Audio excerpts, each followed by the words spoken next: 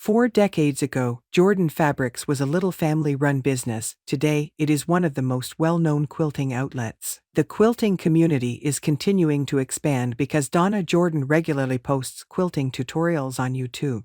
With her extensive knowledge and expertise in the field of quilting, Donna Jordan is regarded as a leading authority. There is no one better to learn from if you consider yourself an accomplished quilter than Donna. She discusses typical errors experienced quilters make in this video until the end, particularly when speeding the process. It makes sense to be eager to finish the quilting project and desire to move through the process quickly. But this desire frequently results in errors. When we rush, we frequently forget about little things. Even though quilting is not complex, every step needs to be done precisely. This accuracy entails correctly cutting fabrics, selecting complementing colors, and paying attention to the minute details that elevate quilting to the level of an art. Donna Jordan's straightforward counsel is to take your time, focus on the task at hand, and savor each stage of the quilting process. Experienced quilters frequently commit the error of working on too many projects at once. Once you master quilting, you'll find that every day you'll come across hundreds of fresh designs that tempt you to try your hand at making them.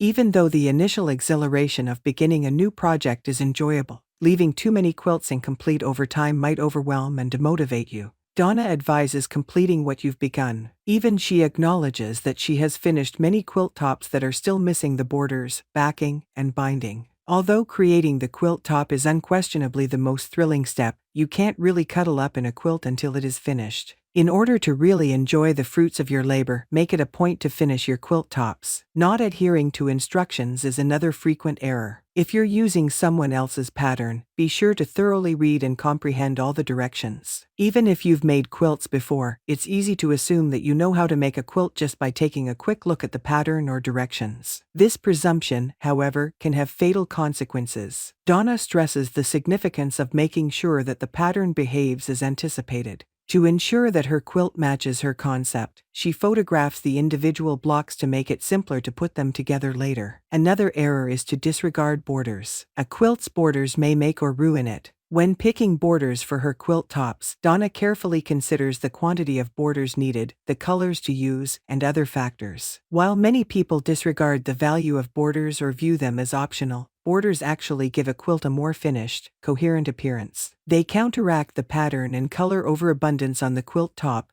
bringing out particular hues. Therefore, picking borders carefully is crucial. Another error that is avoidable is not using scraps. You'll probably wind up with a lot of fabric scraps lying around as you make more and more quilts. Even though these scraps might not be large enough to form a new quilt on their own, you can mix them with other pieces of fabric from earlier projects to produce something new. This is what Donna calls scrappy quilting. These scraps can be used to create products like blankets, table runners, and pillowcases. Working with leftover materials gives you the chance to try new things and make mistakes. If you're unclear about how to approach patchwork quilting, Donna's tutorials on the subject offer detailed instructions. Finally, it's critical to keep in mind that mistakes are inevitable. We are all fallible, it's in our nature. When you make mistakes in quilting, try not to be too hard on yourself. For the majority of individuals, quilting is a hobby, and hobbies are activities you enjoy doing without striving for perfection or having high expectations. If you have enough confidence in yourself, you can overcome small obstacles creatively, even if you make mistakes along the way. Although the 1/8 of an inch difference doesn't seem like much when cutting, it adds up in the end, and the quilt still turned out to be gorgeous and well done. Donna mentions how she had to use small fabric pieces to fill up the gaps because she had cut her blocks wrong and they were into lining.